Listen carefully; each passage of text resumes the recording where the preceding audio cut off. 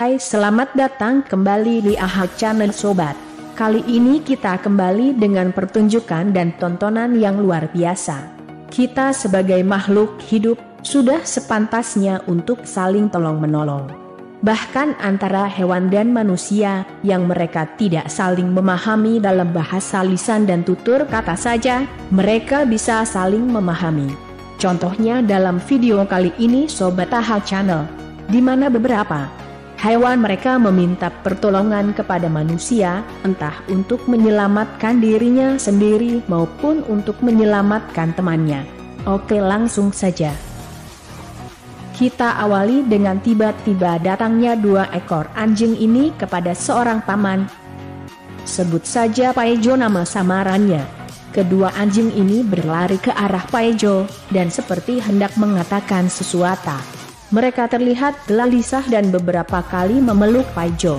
Awalnya Paijo pun heran dan tak mengerti dengan keadaan ini. Akan tetapi Paijo yang termasuk salah satu pecinta binatang ini sedikit mengerti. Ketika satu anjing lari dan satunya tetap di dekatnya.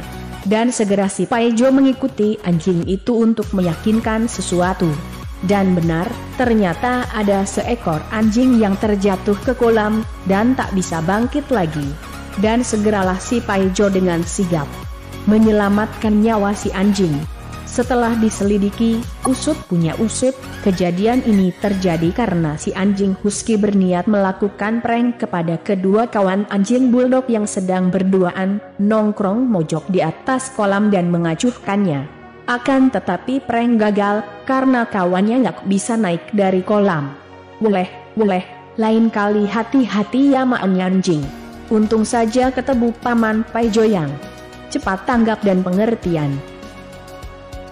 Next, kali ini datang dari seekor anjing husky yang sedang tongkrong di atas tiang listrik.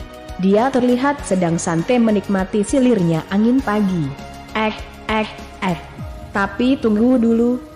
Ternyata si husky sedang terjebak karena salah meniti jalan. Setelah ditanya, ternyata dia sedang praktek magang menjadi petugas PLN. Akan tetapi, karena terlalu banyak melamuni, nasibnya yang selama ini terlalu lama jomblo, membuatnya tidak konsen dan terpeleset. Alhasil ya, beberapa petugas berhasil membantu dan menolongnya turun. Ketika ditanya si husky hanya terdiam. Dan keesokan harinya, ini anjing malah naik ke atas tiang lagi. Dan kali ini nggak mau turun kawan. Sampai bapak petugas datang lagi dan mau membantunya turun, tetapi sekarang dia milih melakukan seluncur ke bawah. Diduga kejiwaannya sudah terganggu, akhirnya si anjing diamankan petugas untuk dibimbing dan dinasihati supaya lebih tabah menghadapi ujian lika-liku hidup. Kali ini ada kisah dari anak gajah yang terjebak di dalam sebuah lubang. Entah bagaimana ini bisa terjadi, tapi Mimin menduga beberapa gajah ini sedang main petak umpet. Mungkin karena merasa terlalu besar, mau ngumpet di belakang pohon pun masih kelihatan, akhirnya anak gajah ini memilih masuk lubang. Dan benar, dengan kepolosannya dia berhasil tidak ditemukan oleh kawanannya. Untung saja ada beberapa orang yang sedang melakukan pekerjaan proyek di area itu, dan tanpa sengaja menemukan anak gajah yang lugu ini. Dan karena medan yang tidak memungkinkan, akhirnya harus dilakukanlah penggalian tanah dengan alat berat, untuk membuat parit agar dijadikan jalan untuk anak gajah. Kecil-kecil tapi berat coy, jadi tidak memungkinkan juga untuk diangkatlah. Bisa-bisa satu kampung kena boyok masal malahan nantikan. Dan akhirnya anak gajah berhasil selamat dan kembali ke rombongannya. Betapa gembiranya induk gajah ini. Dengan beradab dan sopan, ibu gajah melambaikan belalai kepada penolongnya sebagai ucapan terima kasih. Wah, kok bisa ya sobat? Hewan ini benar-benar sungguh luar biasa. Dan disambut sorakan gembira oleh orang-orang. Sekarang kita ke sungai. Ada kejadian lucu nih sobat. Jika kalian pernah mendengar istilah kawin gancep, pahamlah ya, pahamkan ya maksud Mimin, gak usah dijelasin detail. Saking asiknya memadu kasih sampai lalai waktu. terbuai romansa keadaan. Saling dusel sana dusel sini, hingga kedua angsa ini malah jadi nggak tahu sedang posisi apa kali ini. Dan sadar-sadar mereka kepalanya terpelintir sana sini nggak jelaslah pokoknya. Sampai kejepit ketiak lawannya maksudnya, dan sampai lama nggak bisa lepas juga. Dan mereka berenang sana sini mencari P3K. Walau sempat malu dan gengsi, akhirnya kedua sejoli angsa ini menepi dan meminta bantuan kepada manusia yang sedang melihat dan merekamnya. Wah, lain kali santai saja mainnya ya angsa. Walau terlihat sangat lemas dan tak berdaya, akhirnya lega juga angsa ini. Di India, menemui ular kobra sangatlah wajar, karena di tempat ini adalah gudangnya dan markasnya tentara pasukan kobra yang kejam, agresif, ganas dan sangat-sangat mematikan. Pada umumnya, ular kobra akan menyerang apa saja yang di depannya. Kali ini ada kejadian yang cukup aneh di suatu wilayah pemukiman penduduk. Ada seekor ular yang masuk ke pemukiman padat penduduk, dan sedang berusaha diamankan oleh beberapa petugas. Karena ditakutkan mengancam orang-orang di sekitar. Tapi saat hendak ditangkap, ular ini sangatlah tenang, tidak seperti umumnya.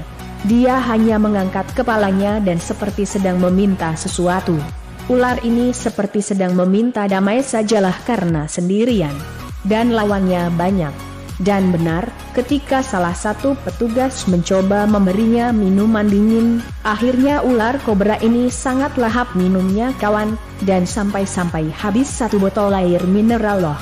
Wah kasihan, ternyata si kobra habis melakukan perjalanan jauh, melewati lembah gersang kering, karena sedang musim kemarau di daerah situ, dan sampai kehausan.